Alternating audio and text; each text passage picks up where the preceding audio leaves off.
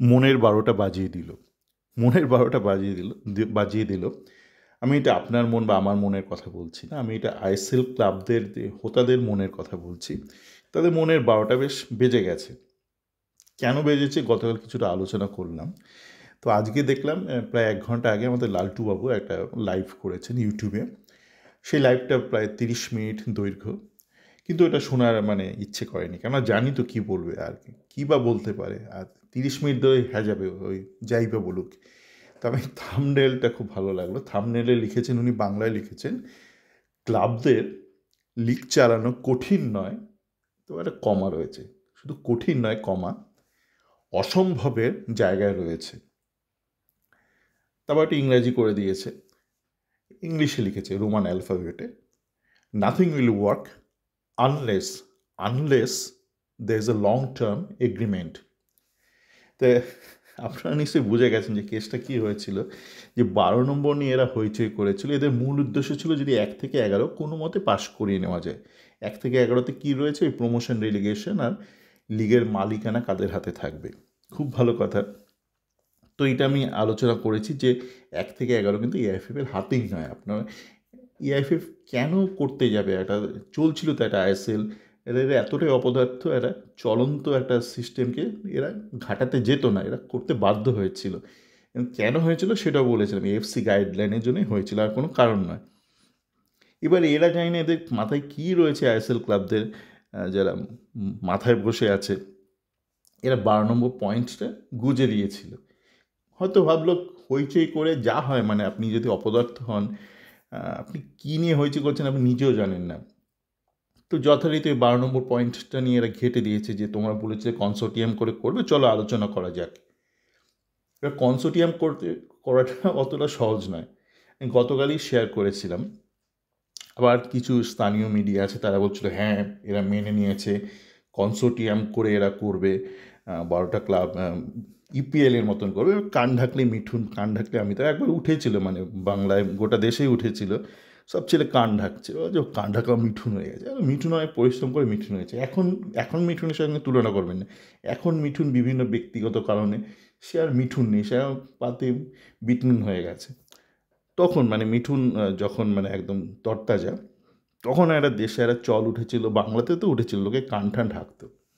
যাকে ভাবলো আমরা একটু ইপিএল করে ফেলবো। তো আমি সেখানেও বললাম যে ইপিএল কিন্তু এমনভাবে ফুটবল ফেডারেশনে, ইংল্যান্ডের ফুটবল অ্যাসোসিয়েশনের কনস্টিটিউশনটা বানানো যেখানে ইপিএল ক্লাবদের তার মধ্যে ঢোকানো আছে। মানে আমাদের ইস্টবেঙ্গল ক্লাবে যেমন এই ওয়াগন, জুপিটার ওয়াগনের মালিক যেমন ক্লাবের সংগঠনের রয়েছে জড়িত প্রেসিডেন্ট পদে, তো তেমনই ফুটবল অ্যাসোসিয়েশন এফের কনস্টিটিউশন এমনভাবে লেখা রয়েছে যে তার মধ্যেই কিন্তু ঢোকানো আছে ইপিএল ক্লাবের প্রতিনিধিদের।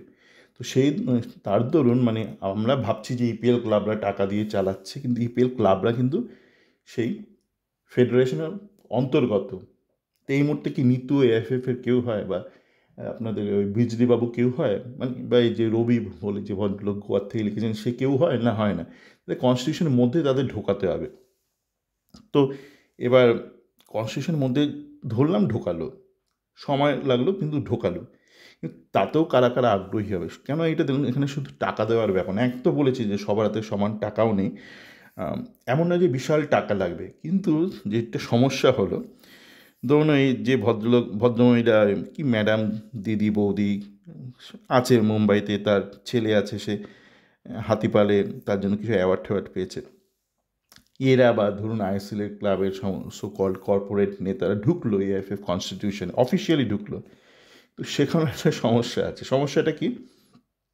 সমস্যাটা হচ্ছে আপনি যেই মুহূর্তে এআইএফএফের কনস্টিটিউশনে ঢুকে যাবেন, আপনি কিন্তু আরটিআইয়ের স্কোপে চলে আসবেন, মানে রাইট টু ইনফরমেশন বা ট্রান্সপারেন্সি। তো এই মুহূর্তে কী হয়, এফএসডিএল যেভাবে চালাচ্ছিল আইএসএলটা, কোনো স্বচ্ছতা ছিল না। কে কত টাকা দিল, পেলো, কোথায় টাকা গেল, কোন ক্লাবের কত স্যালারি, প্লেয়ার স্যালারি ক্যাপ উল্লঙ্ঘন হলো কি হলো না, কোনো স্বচ্ছতা নেই। কেন বলছি? এটা একটা প্রাইভেট একটা এন্টিটি চালাচ্ছে, ওইটা ওরা শেয়ার করবে না। শুধু আপনি যেটা পেতেন হচ্ছে ওরা অ্যাজ এ কোম্পানি যেগুলো ওদের ব্যালেন্স শিট পাবলিশ করতে হতো সেইটুকু শুধু পেতেন, কিন্তু বাকি ভেতরে ওরা কে কী করছে, কাকে নিচ্ছে, কাকে ছাড়ছে, কোথায় কোন ভেন্ডারকে তুলছে, কী প্রসেসে তুলছে, কোনো স্বচ্ছতা ছিল না। কিন্তু আপনি যদি এআইএফএফের মধ্যে চলে আসেন, মানে ক্লাবরা এবং এফএসডি, ধরলাম এফএসডি সত্যিই ভালো চায় ভারতীয় ফুটবলের, তারা যদি ঢুকে যায় এফএফএ কনস্টিটিউশনের মধ্যে, তখন তো কনস্টিটিউশন অনুযায়ী তাদের কাজ করতে হবে। কাকে সে মানে একটা অর্ডার পাইয়ে দেবে ওরকম না যে আমার শ্যালককে সে জার্সি বানাবে, এই করবে, ফুডের পাবে। ওই যে স্বেচ্ছাচারিতাটা ছিল এতদিন ধরে, সেটা কিন্তু বন্ধ হয়ে যাবে। তো সেই জন্য এখন করণীয় কী করণীয় হচ্ছে, দেখুন, কেউ কেউ তো, সবাই তো আর অসৎ নয়, কিছু কিছু ক্লাব সত্যি দিকটা চালাতে চায়। তো যারা চালাতে চায় তারা আবার সবাই গরিবও না, কেন, এরা বছর গেলে একটা ফ্র্যাঞ্চাইজি ফি দিতই, কেউ 12 কোটি, কেউ 10 কোটি টাকা তো একটা তারা দিতই। তো এই মুহূর্তে যেটা করা যেতেই পারে সেটা হচ্ছে এআইএফএফ, যারা যারা আগ্রহী, যেসব club, ISL club, I league club, যারা যারা সত্যি সত্যি আগ্রহী, যারা ওই শুধু শুধু মানে 12 নম্বর নিয়ে বাওয়াল করেনি, করে নিজেরা কেস খেয়ে গেছে এখন, সেই সব ক্লাবদেরকে নিয়ে বসতে হবে যে তোমরা এন্ট্রি ফি যেমন হয় সেরকম দাও, একটা একটা অ্যামাউন্ট ডিসাইড করা যেতেই পারে। এবার সেই টাকাটা নিয়ে এএফএফকে কিন্তু আইএসএলটা চালাতে হবে। এটা নিয়ে এক ভদ্রলোক আমার আগের অডিওতে কমেন্ট করলেন ইউটিউবে, হ্যাঁ উনি ঠিকই বলেছেন।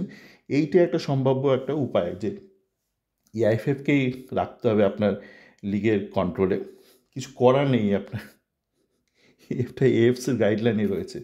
এবং ক্লাবদেরকে অর্থ দিতে হবে, যে এরকমভাবে একটা বড়লোক স্কুলে আপনি পড়েন বা বড়লোক কলেজে পড়েন, প্রচুর ফিস থাকে, সেভাবে দিতে হবে। কিন্তু আপনার যেমন প্যারেন্টস টিচার্স মিটিং বা স্টুডেন্টস কাউন্সিল হয়, সেরকম থাকবে, একটা স্বচ্ছতা থাকবে। কারণ এআইএফএফ আগের মতন আর চালাতে পারবে না, নতুন কনস্টিটিউশন আসার ফলে স্পোর্টস কোডের জন্য কিন্তু কিছু ট্রান্সপারেন্সি এআইএফএফের মতো থাকতে এখন বাধ্য।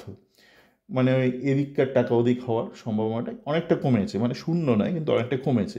তো এইটা একটা সম্ভাব্য উপায়।